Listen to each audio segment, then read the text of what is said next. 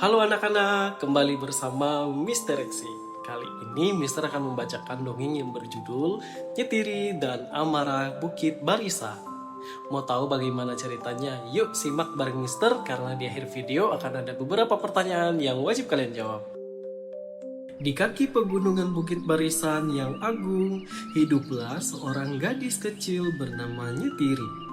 Nyetiri tinggal di rumah panggung kayu di tepi sungai. Dulu air sungai itu jernih, tapi belakangan ini Nyetiri sering melihat truk-truk besar lewat membawa batang pohon raksasa dari arah hutan. "Ayah, kenapa pohon-pohon itu dibawa pergi?" tanya Nyetiri. Ayahnya hanya diam, sibuk membetulkan jalan. Suatu sore, seekor siamang hitam turun dari kaki bukit. Ia tidak bergelantungan dengan riang, tetapi berjalan pincang mendekati Nyetiri. "Lari nak!" seru siamang itu. Nyetiri kaget. "Siamang bisa bicara? Kenapa aku harus lari?" Siamang menunjuk ke bukit yang gundul. "Penjaga air sudah marah. Rumahnya kalian curi. Dia akan datang mengambilnya kembali." Begitulah ucap dari siamang itu kepada Nyetiri. Malamnya hujan turun bukan seperti air, tetapi seperti tumpah dari langit. Tiba-tiba, cang! Suara menggelegar terdengar dari arah bukit. Bukan air bening yang turun, melainkan raksasa lumpur. Wujudnya seperti gelombang tanah coklat yang besar, membawa batu dan batang kayu. Ia menerjang masuk ke desa. "Kembalikan pohonku!" teriak suara gemuruh itu bagi beberapa orang yang bisa mendengar suaranya, termasuk Nyetiri. Nyetiri terpisah dari orang tuanya. Ia memanjat atap rumahnya yang mulai bergoyang dihantam arus.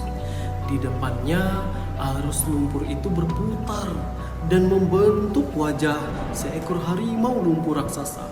Mata harimau itu menyala merah. "Manusia serakah!" geram harimau lumpur itu tepat di wajahnya Nyetiri. "Kalian ambil kayuku. Sekarang kalian rasakan air mataku." Nyetiri ketakutan, tapi ia memberanikan diri berteriak melawan suara hujan. "Maafkan kami, Datuk Harimau. Aku tidak mencuri pohonmu. Aku hanya anak kecil." Harimau lumpur mendengus, napasnya bau tanah basah. "Tapi orang tuamu membiarkannya. Jika pohon habis, air ini milik siapa?"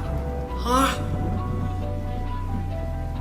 Milik kami bersama," jawab Nyetiri sambil ia menangis.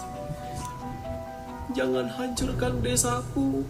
Aku janji akan menggantinya." Begitulah ucap Nyetiri kepada sang Datuk Harimau. Harimau lumpur itu terdiam. Perlahan wujudnya mencair kembali menjadi air bah biasa. Namun arusnya mulai tenang. Sebuah batang kayu hanyut mendekati Nyetiri. Di atasnya ada satu buah biji pohon meranti yang masih utuh. Suara itu menggema di kepala Nyetiri. "Tanam ini. Jika kau bohong, aku akan kembali lebih besar dari ini," ucap suara yang berbunyi kedengaran itu. Pagi harinya banjir surut, menyisakan lumpur setinggi lutut. Rumah-rumah rusak, perabotan hancur. Warga desa menangis melihat harta benda mereka hilang. Ayah Nyetiri memeluk Nyetiri erat-erat. "Syukurlah kau selamat, nak." Tapi Nyetiri tidak diam saja. Ia menggenggam biji meranti di tangannya erat-erat. Nah, Nyetiri mengajak teman-temannya. "Kita tidak boleh menunggu orang dewasa," kata Nyetiri. Mereka pergi ke kaki bukit yang gundul. Dengan tangan kecil mereka menggali tanah berlumpur itu. Nyetiri menanam biji pemberian Datuk Harimau tadi.